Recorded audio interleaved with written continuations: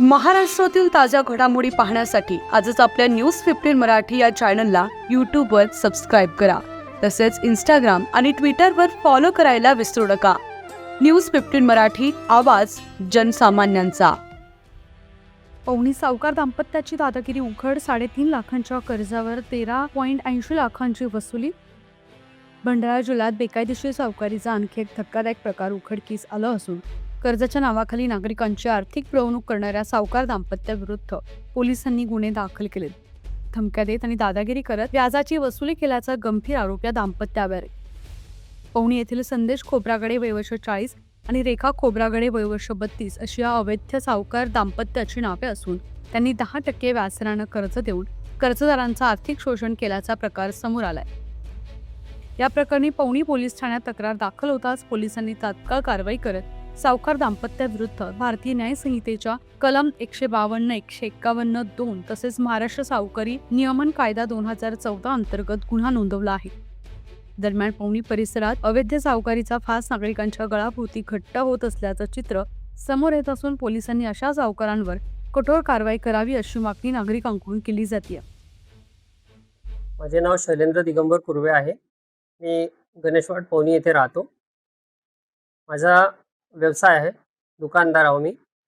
मला काही आवश्यकतेमुळे मी यांच्याकडून संदेश खोब्रागडे यांच्याकडून 3 लाख रुपये उचल केलेले होते 2024 मध्ये. यांनी 1 महिन्याचे व्याज कापून कमी देतो म्हटलं पण मला 3ची गरज असल्यामुळे यांनी 3,30,000 रुपये मला देण्याचे मान्य केले. त्यांनी 3 लाखाचा चेक दिला. याच्या अगेन्स्टमध्ये मी संपूर्ण 15 महिन्यापर्यंत यांना 33,000 रुपये पर मंथच्या हिशोबाने व्याज दिलेलं आहे. जर एक दिवसही लेट झाला तरी ते 1,000 रुपये एक्स्ट्रा घ्यायचे. 3,43,000 अशी कॅश मी ऑनलाईन दिलेली आहे आणि 4,65,000 त्यांनी स्टॅम्पवर लिहून दिला आहे की आम्हाला कॅशमध्ये मिळाली. मी त्यांना कॅश दिलेली आहे. तर हे एवढं सर्व दिल्याच्या नंतरही त्यांनी माझे जुने डॉक्युमेंट्स जे होते ते परत दिले नाही आणि आता माझ्या पत्नीच्या 3 लाख रुपयाचा चेक टाकून त्यांनी पुन्हा 2दा बाउन्स केला आणि मला वकिलामार्फत नोटीस पाठवलेला आहे. हा माझ्यावर झालेला अत्याचार आहे. जेव्हा 3 लाख रुपयाचे मी 8,08,000 रुपये देऊन चुकलेलो आहे, जे माझ्याकडे त्यांचे लिखित पुरावे आहे. त्यांनी माझी गाडी पण लिहून दिलेली होती. त्यांनी माझे डॉक्युमेंट अजूनपर्यंत परत दिलेले नाही. तर हा असा सर्रास व्यवहार जो पवनी तालुक्यामध्ये सुरू आहे. असेच खूप सारे लोक आहेत की जे 10-10, 20-20% घेतात. पर डे 1,000 रुपये या पद्धतीने लोकांकडून घेतात. तर हा संपुष्टात कुठंतरी यावा. आज जो आमच्यावर अत्याचार झालेला आहे, मागच्या वर्षीचाच हा प्रकरण होता. विशाखाताई नागपुरे यांच्याकडून पण 3,50,000चे त्यांनी 13,80,000 रुपये घेऊन चुकलेले. तरी त्यांनी त्यांच्या पतीचा चेक लावून त्याच्यावर पुन्हा खटला सुरू केलेला आहे. तर इथं कुठला राजकीय प्रभाव आहे की जो त्यांना अजूनपर्यंत अरेस्ट करत नाही आहे. SP साहेबांनी जेव्हा तुरंत कंप्लेंट द्यायला तिथून सांगितली, यांनी 2 दिवस पोलीस स्टेशनने लावलेले आहे. आणि आता ही जी बाब आहे ही फक्त पवनीचीच नाही तर ही संपूर्ण भंडारा जिल्ह्याची, महाराष्ट्राची बाब आहे. अवैध सावकारीमध्ये या गुन्हेगारांना जोपर्यंत अटक होणार नाही तोपर्यंत ही बाब समोर थांबणार नाही. कित्येक लोक आत्महत्या करत आहेत. या लोकांनी कित्येक लोकांच्या गाड्या उचललेल्या आहे आणि प्रत्येकाच्या घरी जाऊन कोणाच्या मुलीला मारहाण करणे, माझ्या घरी स्वतः येऊन माझ्या पत्नीला, माझ्या सासूला खूप धमकवलेले आहे. फोनवर इतक्या शिव्यागाळ घाणेरड्या केलेला आहे की आम्ही येऊन तुम्हाला फसवून टाकू, आपले कपडे काढू आणि तुमच्यावर आरोप लावून टाकू, अशा पद्धतीने हे गैरप्रकार करत आहे. संदेश खोब्रागडे, रेखा खोब्रागडे हे खूप माजून आहेत.